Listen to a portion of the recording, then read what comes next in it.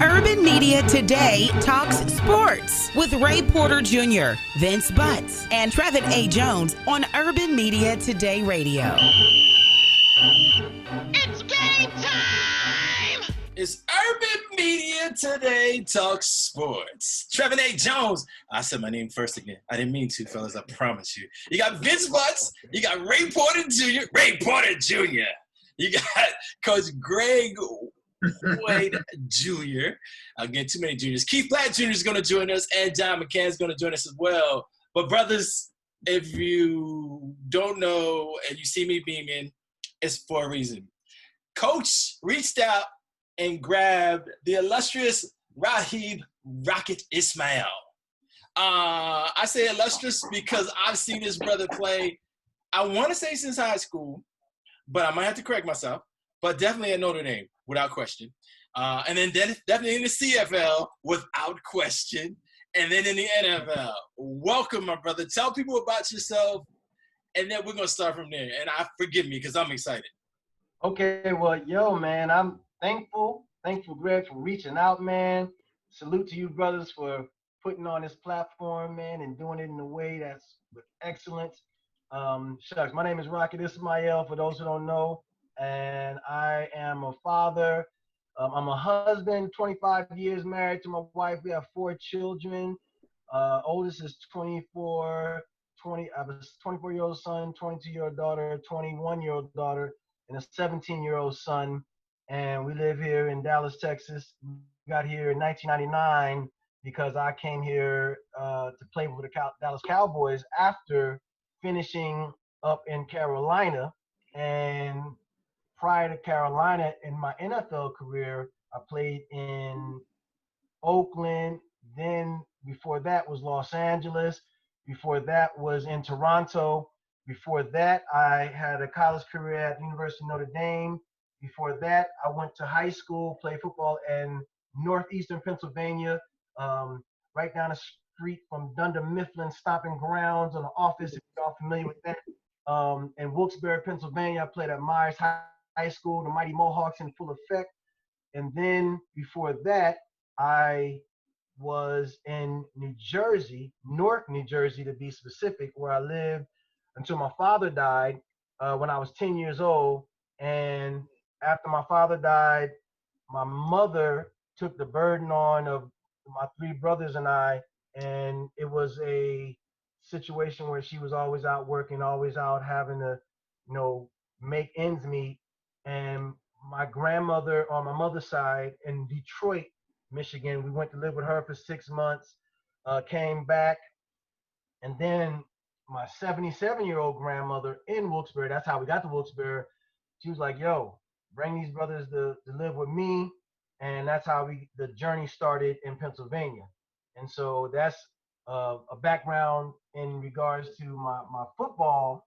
And I know this is a sports show, so I don't know if you just want to keep it football or get personal or no, brother, you've done things off the field as well. So just to show that's how you transcended football and went into the business realm. I know you've done a couple of things in the business area, some not successful, but some very successful. And I think you're motivational speaker too as well, correct? Absolutely. So when I was in football, when my wife and I got married, I met her in Los Angeles. We were always in the music industry or in that arena, if you will, and always loved it and making music. And, back in the day, I used to freestyle with my brothers and cats in the locker room. Just, I'm sure everybody in here at one point or another into the cipher and hit them with my name is whatever and blah, blah, blah. But so that love of music, we started a record company, Cos Records at the time, and that was right after we finished. That was like 2002, 2003 till like 2006, and then the arena that I'm in now, and it was kind of by accident because I really didn't know that this was something that I could do, but as far as speaking and motivating and inspiring cats, it was just people would see it in me. They'd see something I didn't see in myself, and it just organically started to grow, man. To I'm getting ready. Well, a bunch of gigs had to get canceled these last couple. Let's see, the end of last month and this month.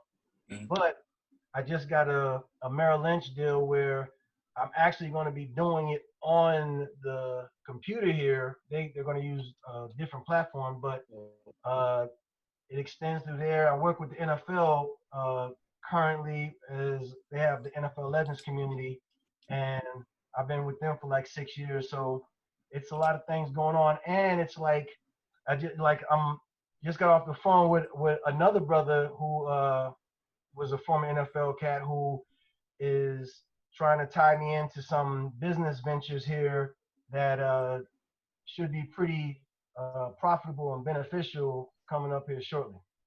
So great. That's awesome. Dope, Coach, man. go ahead, because, I mean, you brought him on board. We're going to let you go first, because I got so many questions I got to ask. I can take up the whole show, but go ahead, Coach. That dude got to preach on him, man. You can't get that dude no mic, man. You're going to keep talking, man. So but I'm super proud of you. I'm super proud of you, Rocky, man. Thanks for coming on, man. We just, we just common brothers, man. All educated brothers, just talking about successful black excellence and bringing in some HBCU stuff. And we wanted just to bring you on, man. Just talk a little bit about your NFL journey. You can talk a little bit about branding. I know you were probably, I think, one of the first kind of college branded athletes where people really used your brand. You saw your jersey everywhere, and the college kids are ready to go into that. And so we're going to talk a little bit about that a little later on. I don't know how we are as far as the quarter. How's your son doing, man? How's he doing, man? Oh, so you talking about Rock? So Yeah. he's doing. Greg helped my son navigate the college realm as far as getting offers, and it was good that Greg stepped in because he had to school me on the current environment. When my son was in high school, I was going off of the blueprint that was back in the late 80s when I was coming out of high school. So I just thought, oh, we getting letters in the mail. That's that happens your junior year, and then your senior year, they'll just start calling and start doing the visit, and that wasn't happening. I was like, man, okay, well maybe it's different now. And a brother of mine connected me with Greg, and Greg was like, no, man, it's different now. If you don't have certain measurables, that being your height, or if you're a big cat, or if you running like 4.2, 4.3, if those things aren't like out in front, then essentially, man, it's a toss up on who knows about you. And so all of those things were going on. So salute to Greg for helping us to navigate that world. My son just graduated Wyoming.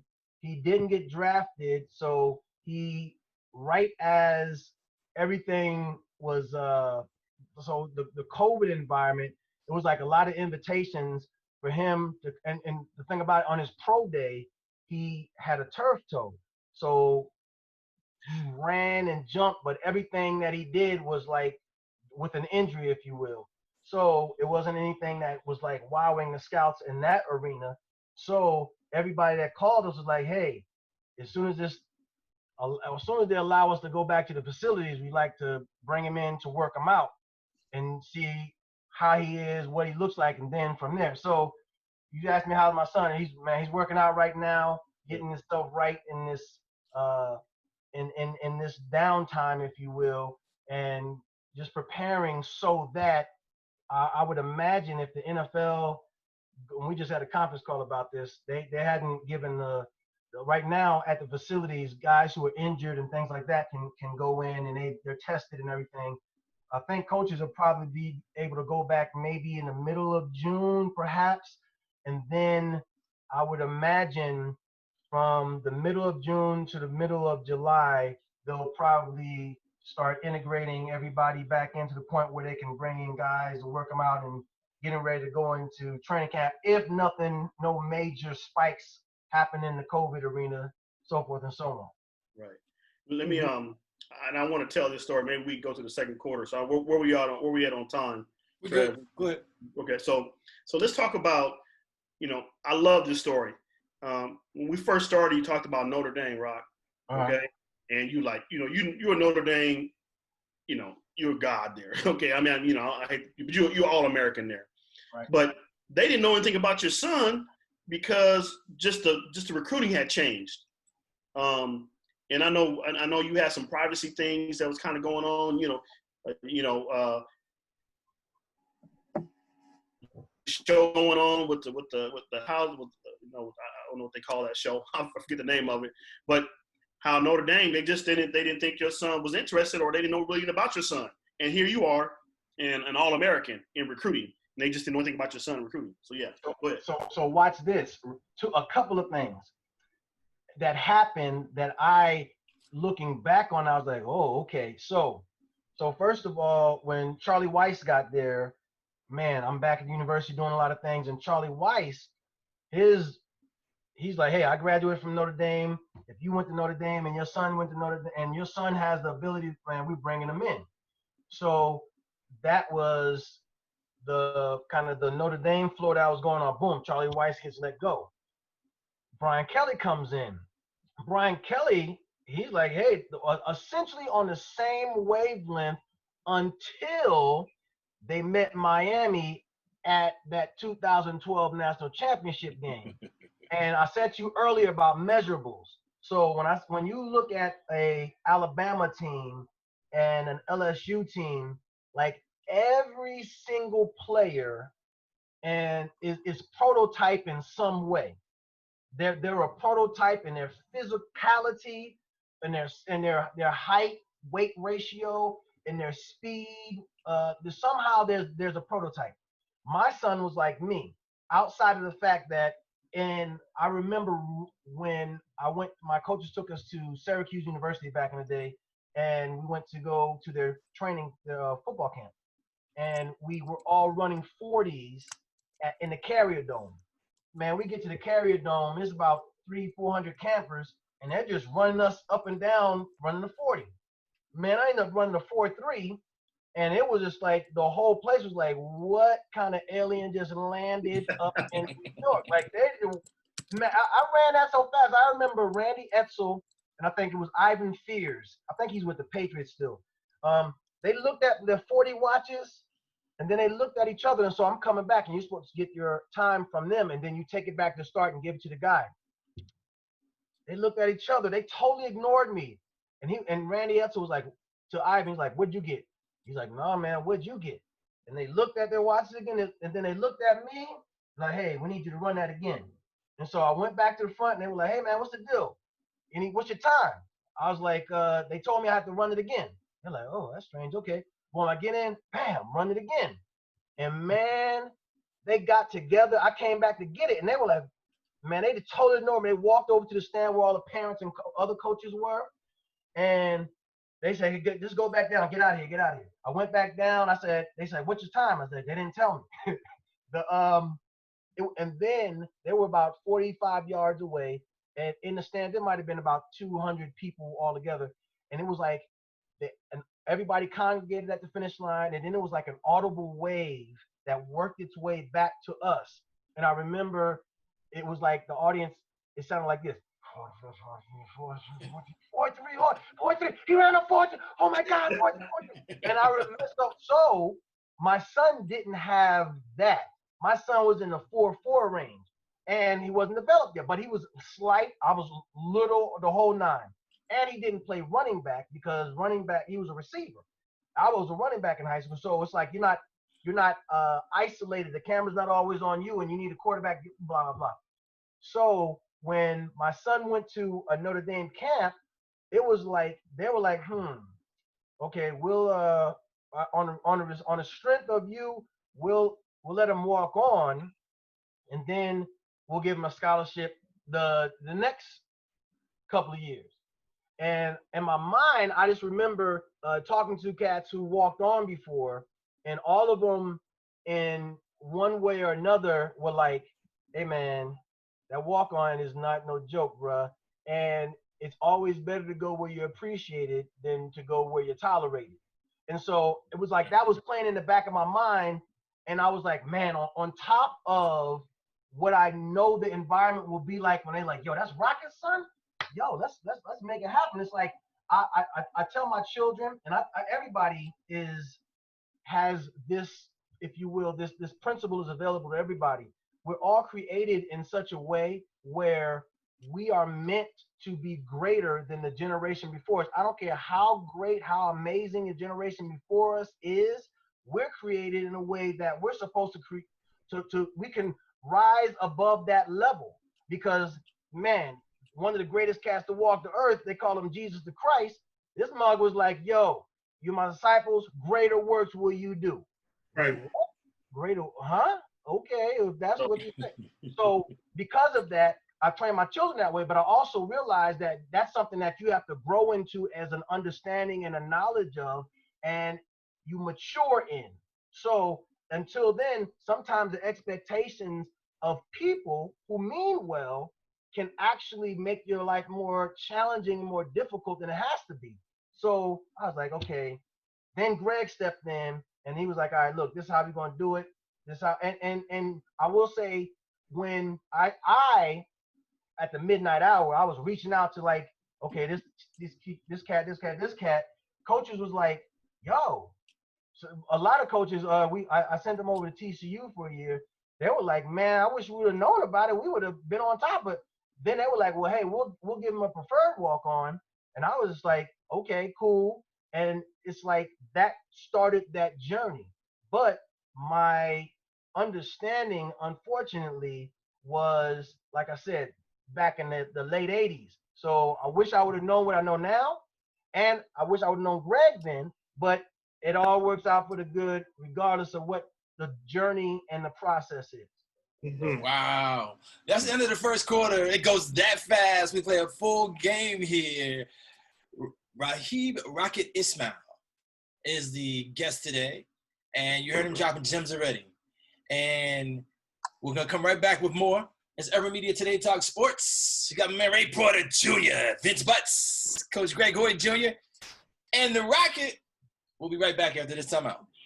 Urban Media Today is your source for entertainment, news, sports, and lifestyle. It's your online resource for health and fitness, providing tips to decrease your heart disease or increase your good spirits. When you can't find who made the top picks in HBCU sports or what part of the country is most exciting or affordable to travel with the entire family, Urban Media Today is there to provide you with all that you need and just a click away. Log on to urbanmediatoday.com now. Find us on social media. Urban Media Today, your lifestyle information and blog website. Urban Media Today Talk Sports. Rock is dropping gems. Like, the man has burnt up the track. He's burnt up football fields. And he's doing things off of the football field as well. And he was telling us about his experience and his son and the recruiting process. And you know what, Rocket? I have to ask you this question because I can understand what you were talking about. When you're talking about the recruiting process, even when you were in high school, it was totally different from the way it is now. And you were in northern Pennsylvania, but you came from Jersey. I know all about Jersey, too. That's what's up. Depending on what high school you went to, and let's say a player on your team wasn't as good as you were, his tape wasn't getting out there, and the coach wasn't promoting him, correct? Man, correct. And let me tell you something.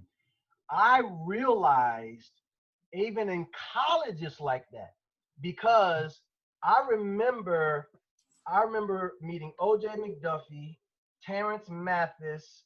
It was the brother from Colorado, I forget his name, and it was another brother from it was another. They were all like kind of that slot receiver, returner combination cat, running back. Well, not a lot of them didn't play running back, but I played running back also. But it was like I realized that because I went to Notre Dame, and because the timing of when I went there, it was like the resurgence of Notre Dame, and the television interest all of a sudden was peaked at that time. Man, I realized a couple things. I realized that the games, matter of fact, I'm going to say our teammates, we'd be in a locker room, and when we look at the schedule, like in the summer when they would release the schedules and all that stuff back then, bro, we would look at the schedule and be like, okay, this is going to be a Sports Illustrated game. This is going to be an ESPN game. This is going to be a Sports Illustrated. And we would say that meaning if one of us got busy, the chances of us being on the cover of a national publication at the time was like 80%. We knew somebody was going to be on it. So it was like, man, and really, if you look at my college career, I might have had big moments, but I wasn't like consistently amazing the whole time like some of the other brothers that I mentioned prior. But I say all that to say it happens in college as well. It's like if you're marketed in such a way, there's an expectation that people have, like, yo, we got to get that cat.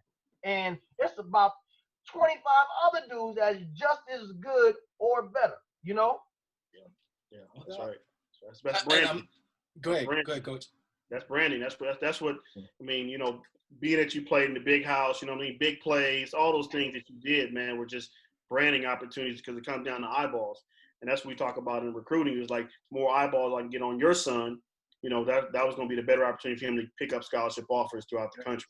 And so that's something that we're doing here, you know, on this talk show is just, you know, we're getting eyeballs, you know, branding people like yourself. You're a big brand, man. We're just trying to give people more information about HBCU sports, the opportunities, you know, with baseball, football, and then just real talk, you know, common conversation what we're having right now. Yo. And when you came through school, brother, and I'm going to tell you this because I'm a little bit older than you are. I remember the only thing on TV, Penn State, USC, Notre Dame.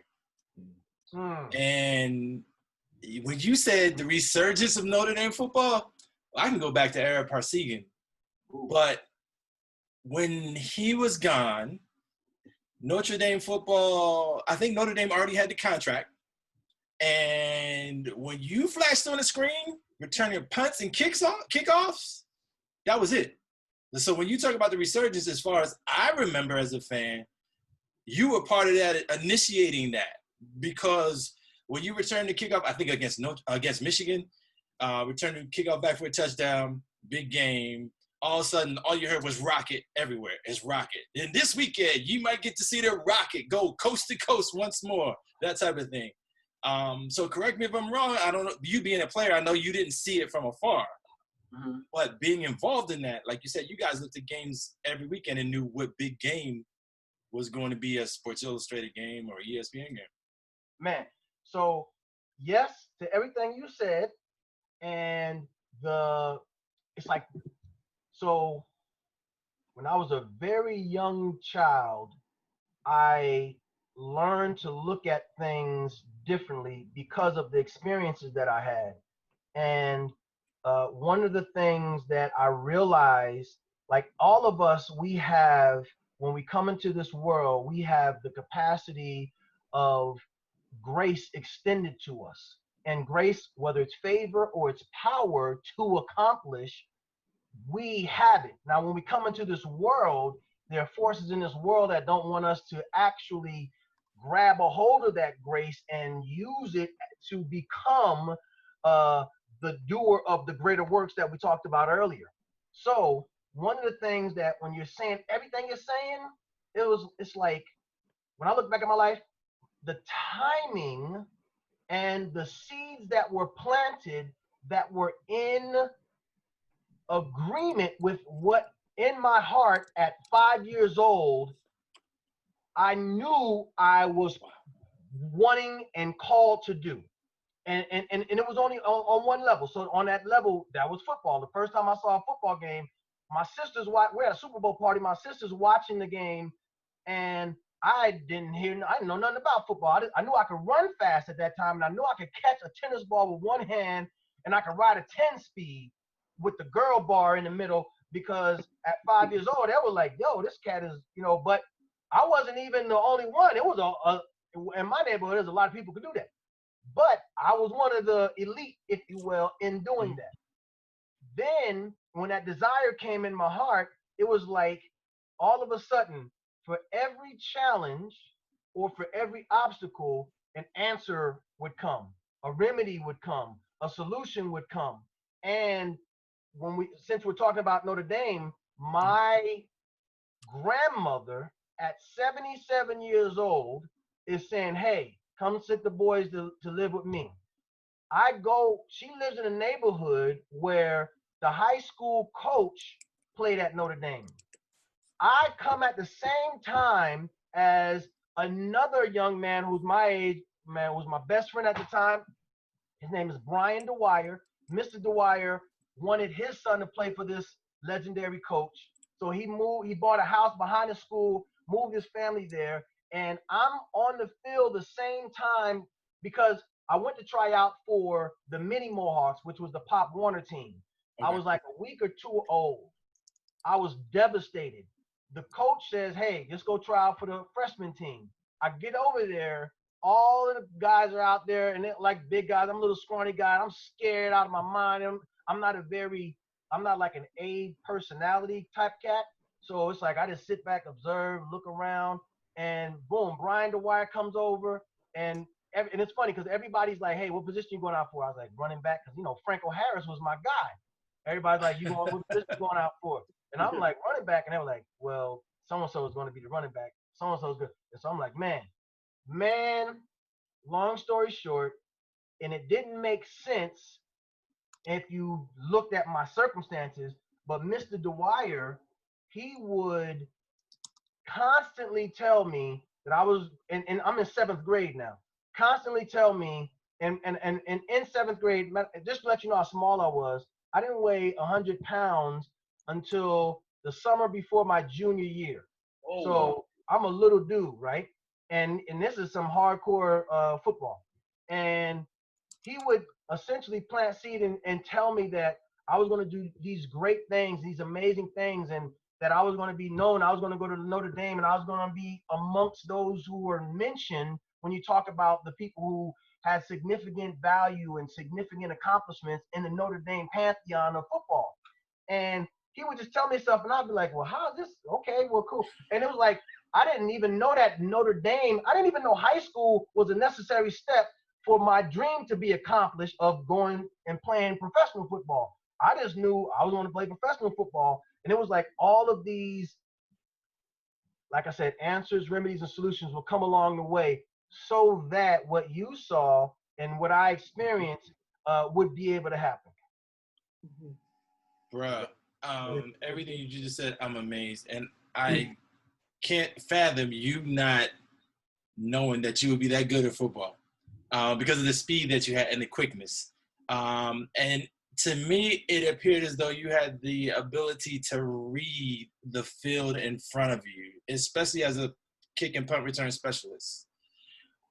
How do you go from that, get into college at Notre Dame, do your thing, and I'm not in your pocket, so I'm going to let you talk about it, get drafted by the CFL, choose the CFL over the NFL, and have a contract that people don't even talk about, but was a huge contract at the time?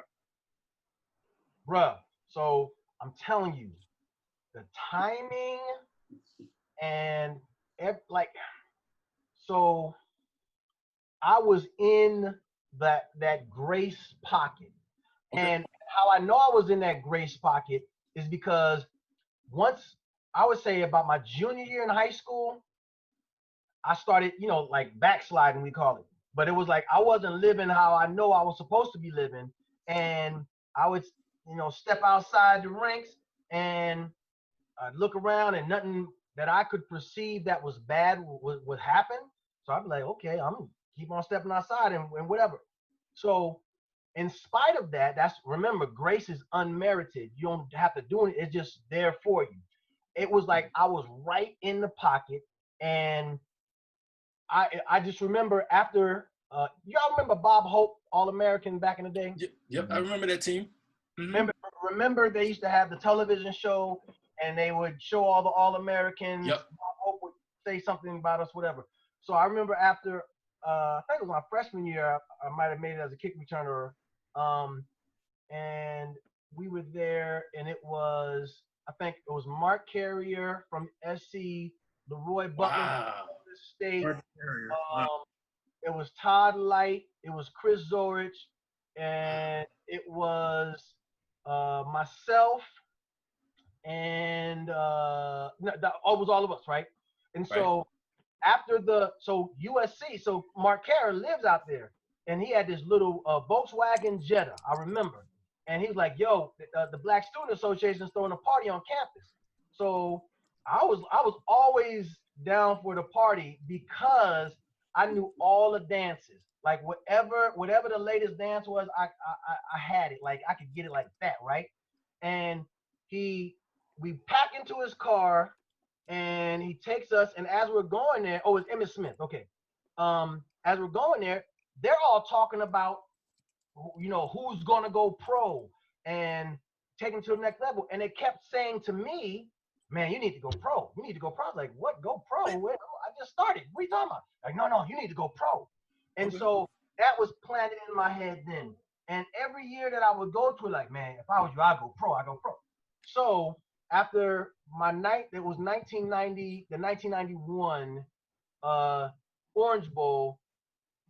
Circumstances happened where after that game, Chris Zorich's mom gets home, he finds out that she passed and he found her dead. And I woke up at home. My brother told me, "Yo, man, it's bad news. Come check it out."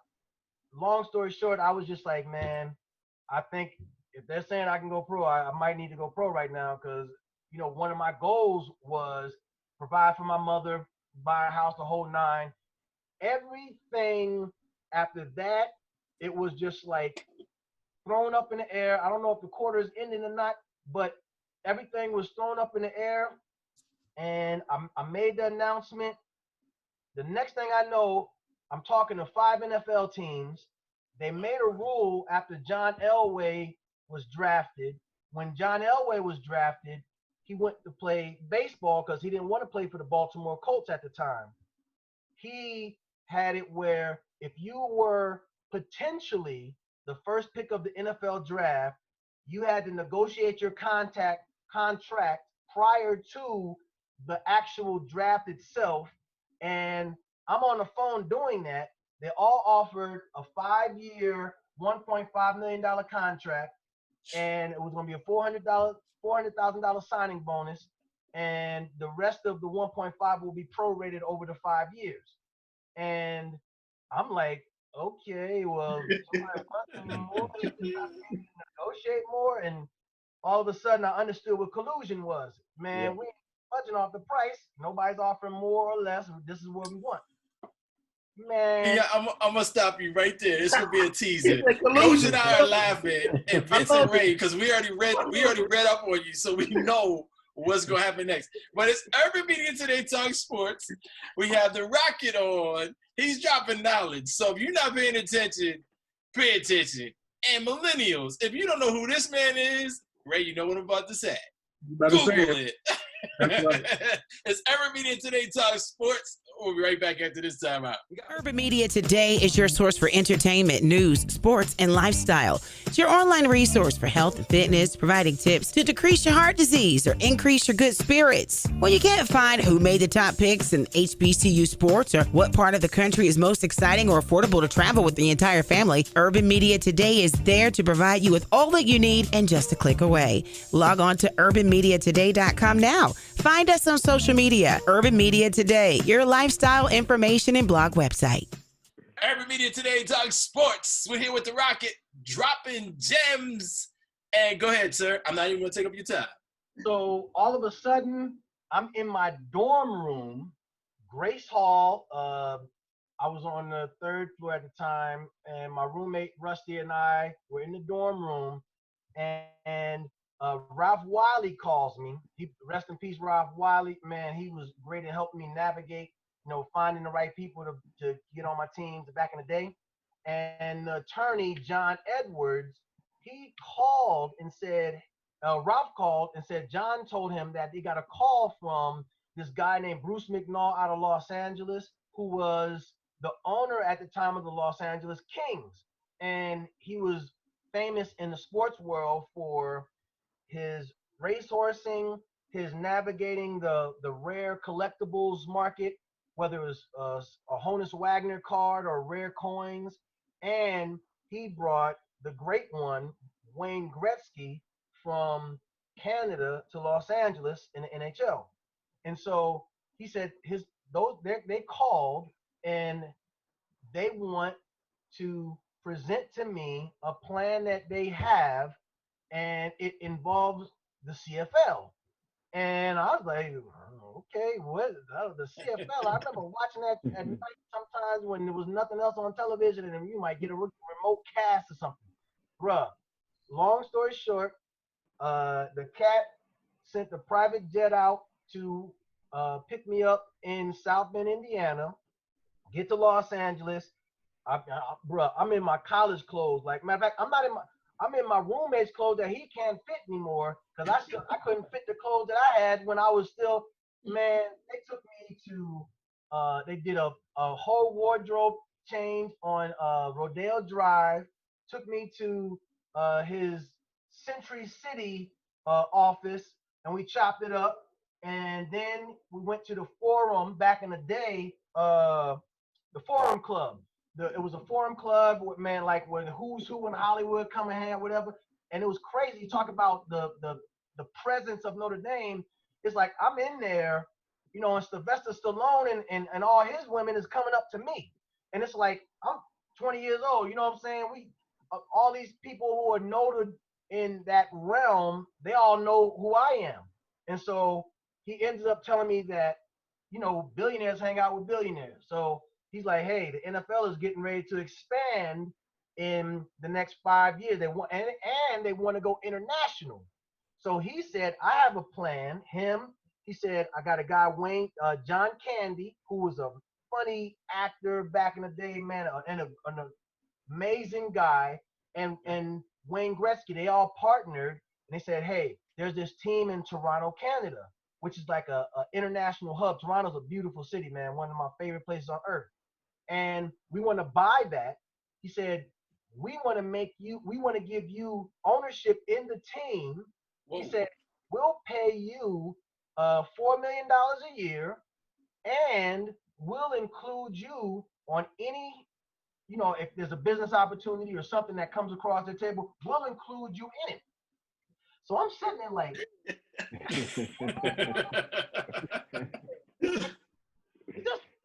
did he say four? Wait a minute, I just talked to the NFL, the baddest. How you gonna pay me $4 million? He's like, man, I'm gonna pay you the $4 million. It'll be a personal services contract.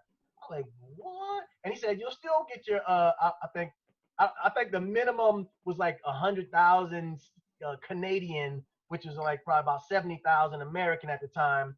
He's like, we'll give you you'll get your salary from them and get a salary from them. I was like, oh snap. So ended up in Canada, and here's the crazy part. This is how crazy it was. So I didn't have a driver's license. I needed a driver's license. I couldn't afford a car.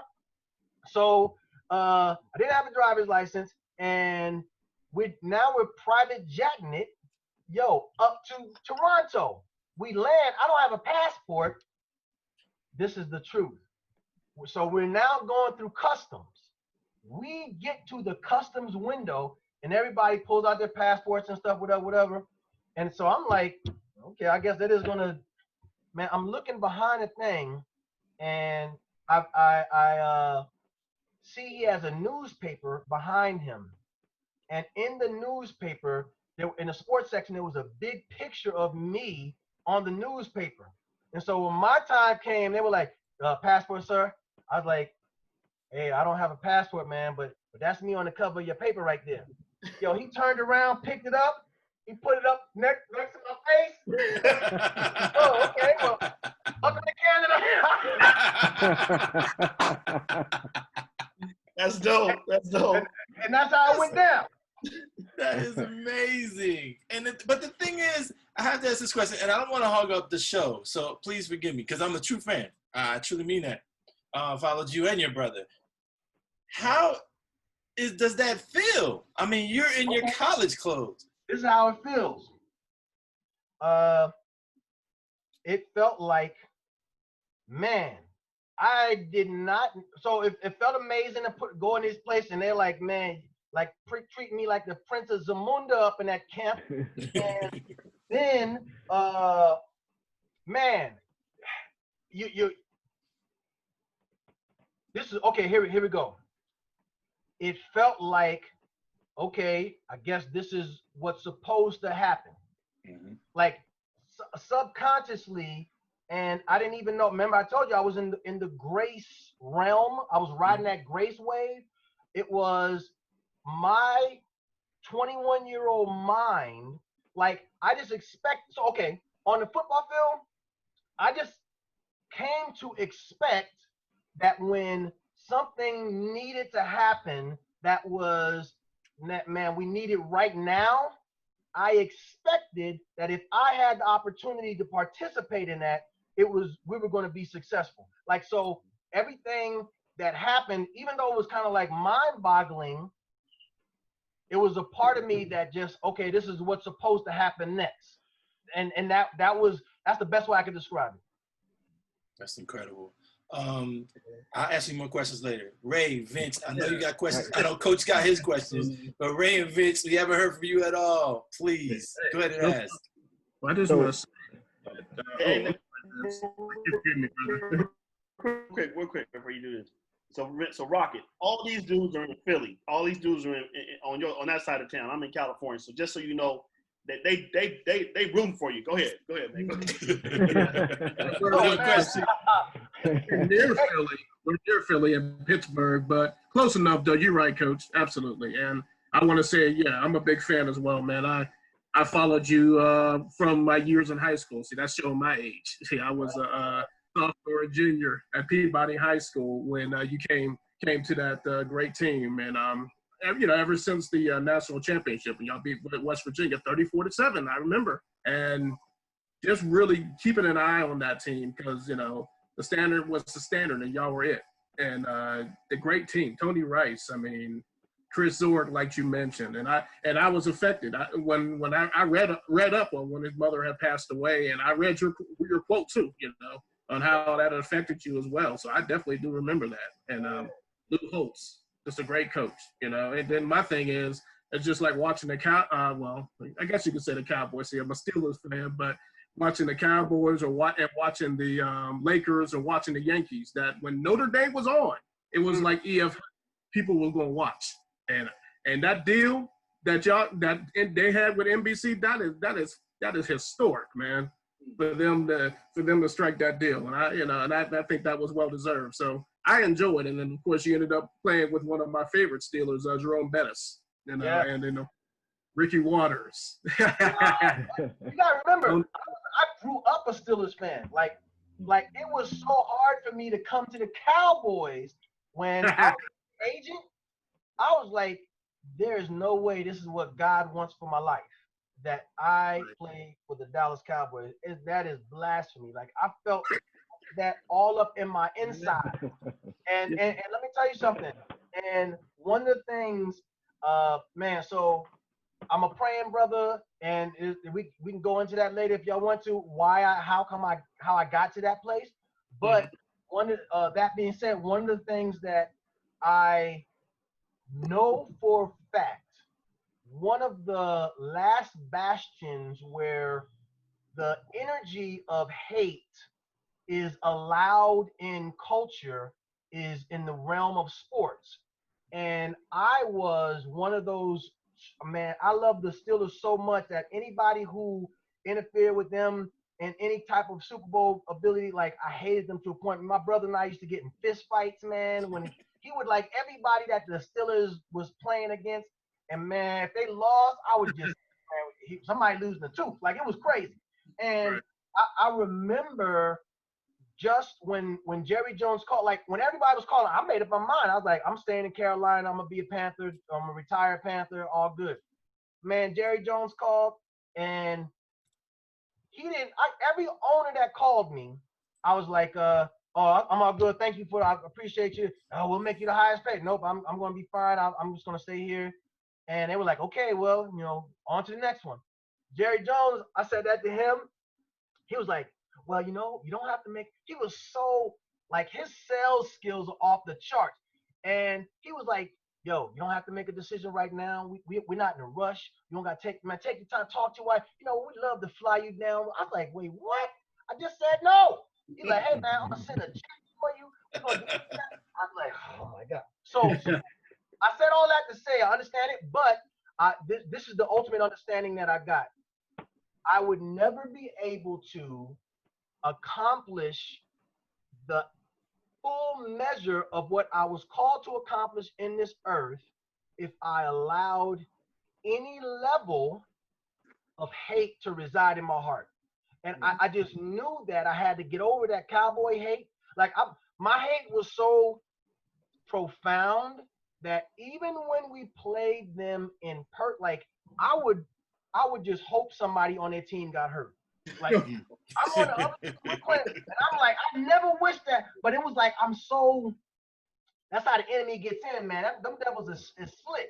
They get in your heart, and before you know it, you're accepting things. Love your neighbor as yourself. You never want somebody to think that about you. I don't care if they like you or not.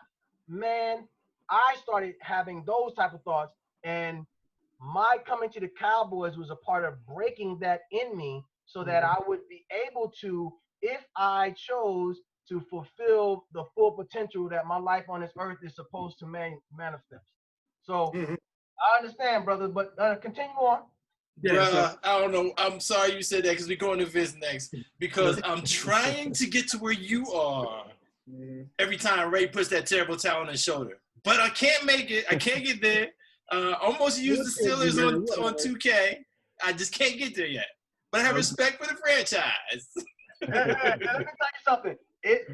None of us can get there on our own. It is absolutely divine power and divine power only that can get us there. There it is. No doubt. No doubt. Go ahead, Vince. So you're one of the few college football players of all time that had the marketing opportunity. So looking at now how players are on the cusp of being able to monetize their name, image, likeness, have you thought about how you would have navigated that process if you had that? So everything was a first time experience for me, and I probably did, but didn't know that I would have access to whoever was in my shoes. So when I say in my shoes, somebody who in your realm where you are at that particular time in college and had the amount of attention and amount of notoriety at that time to be able to come in and say, all right, here's how you navigate this.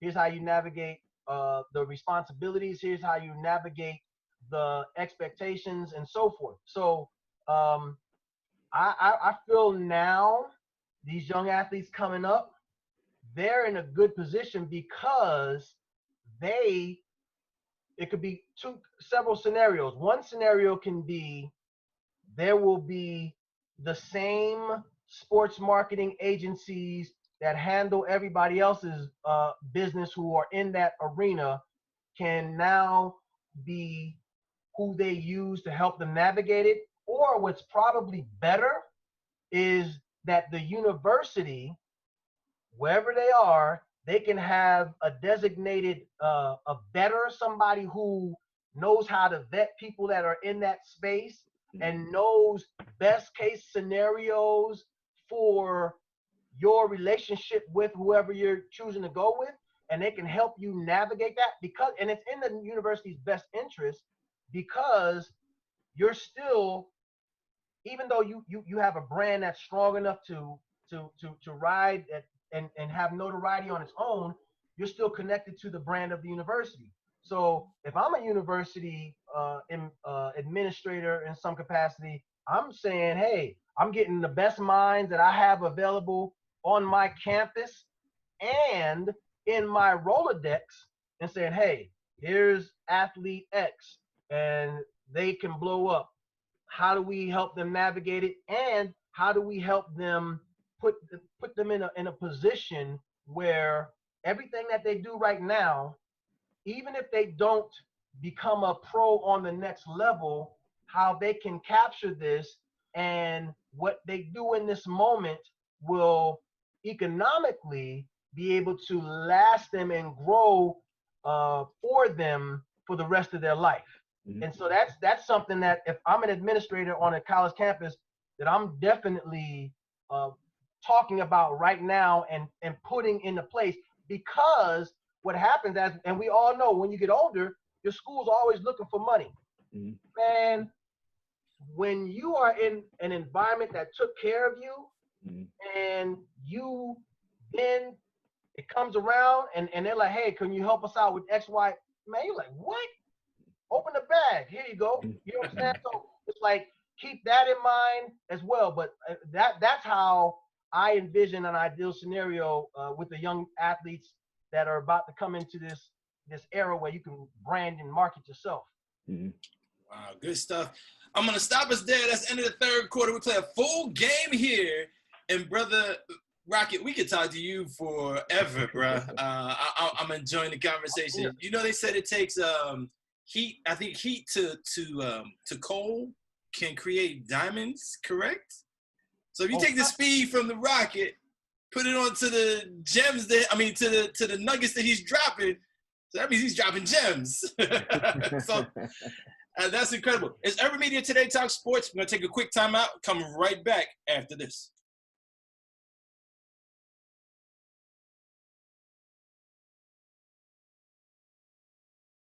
Urban Media Today Talk Sports.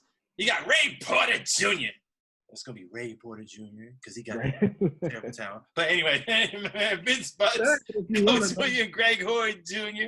And then we got the Rocket in the house. And the Rocket's been dropping gems. Gentlemen, what we're going to do here, it's the last quarter. Things have gotten deep in the world. Got a deep brother on the show right now. But what's happening this past week in this world? I think, brothers, that Colin Kaepernick deserves all the respect that we as black men can give him, and the black community should give him, and the Caucasian community should give him, and the Asian community and the Latin community, because that brother took it upon himself to take that knee and do some research before he took the knee. Right. 4 years before we are where we are now. Absolutely. Comment, brothers. Mm-hmm. I agree. I mean, he made it plain. He didn't hide what he was doing. He made that statement, and he did it. And he was encouraged by a veteran to do so. He was right. He knew what he was doing because all this has proven him right. From my standpoint is Cap's my frat brother. So, we had to just like building a house. You got some people that, yeah, come on, man. I gotta put it. I got you. I gotta put it out there. It's all good. But listen, okay, from a standpoint of, I think one thing I understood just about life in general. When building a house, sometimes you got the demolition crew, you got the electricians, you got the framers, you got the drywallers. Everybody has a part in what we're doing right now and what's going on. I know personally, I'm a problem solver. I don't like to talk about the problem. I like to do. So one thing that I made up in my heart ever since I was born was helping people out. And I've got a great platform with Playing for Envelopes to help not only kids, but African-American minority boys with maneuvering through the process of just becoming a man in sports. Whatever I can do. Cap did his part. I'm just saying that. Yeah, I think we're in the very beginning of this, and I do feel like we have a long way to go. But I think there's some things that we have to, as Black people, I think we have to make sure that we get out as to what we want in all this. Part of it obviously is the end of police brutality, but there's some underlying issues that we need to resolve, and obviously we need the help of America to help solve some of those problems. So I want to shout out Cap because I understand there was just an understanding that I had probably about 10 years ago, and it was just I was driving and the thought came to me that reminded me of a mantra that was used in the public spaces when I was a younger boy. And I just remember it was, to your point, Vince, about education, it was in the school systems. And the public school systems were putting out that their goal was to develop productive citizens. Okay, and then it's like when I think something, then it starts going on a train, and I gotta confirm it, whatever. And production is a blessing. Whenever you know how to produce, it's a part of the original blessing. Be fruitful and multiply. And from a multiplied source, you're able to replenish the earth. Then, in my understanding of that, I was made aware again of the mantra that was being that the I'm going to say the society, Western culture was being inundated with, that was being we want you to become educated consumers.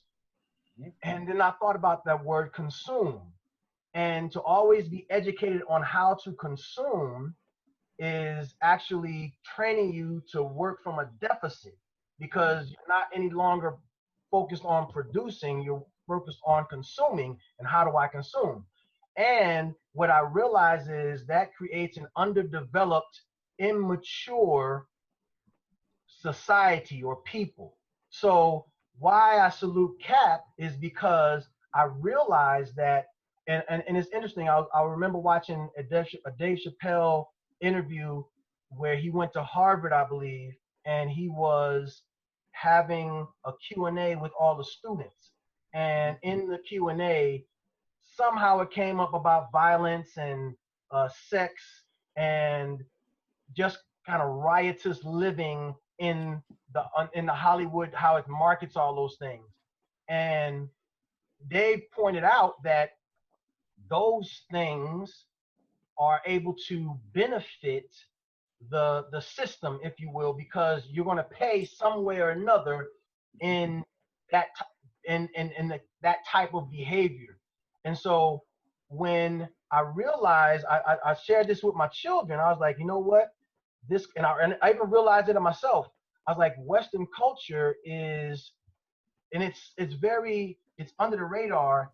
It's like it develops you to not to mature fast enough. It always wants you to be a minority.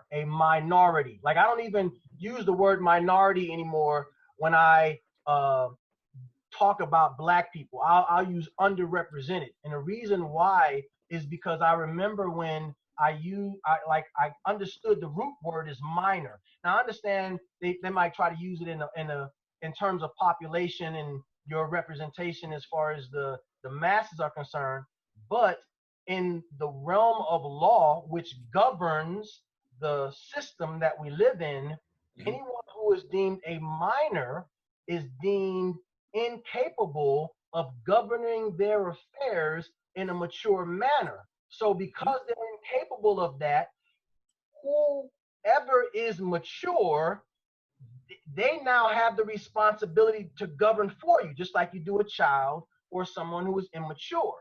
And when I saw that, I was like, man, we got to get out of this cycle that we don't need. We know we're in, but we don't know how to communicate what we're feeling or what's going on. So when I saw what Cap did, it was like, from afar, it was almost like I understood that the spell was being broken. Man, he's dropped so many gems and diamonds. We're rich on this show right now. That's what I'm talking about, and I appreciate those words, brother. It was great. It's Urban Media Today Talks Sports. We got my man Ray Porter Jr. We got my man Vince Butts, Coach William Greg Hoyd Jr., and Raghib Rocket Ismail. Legendary, at least in my eyes, from Notre Dame, watching plays, CFL, even in the NFL. Thank you for blessing us with your time. It's Urban Media Today Talk Sports. We'll see you next week.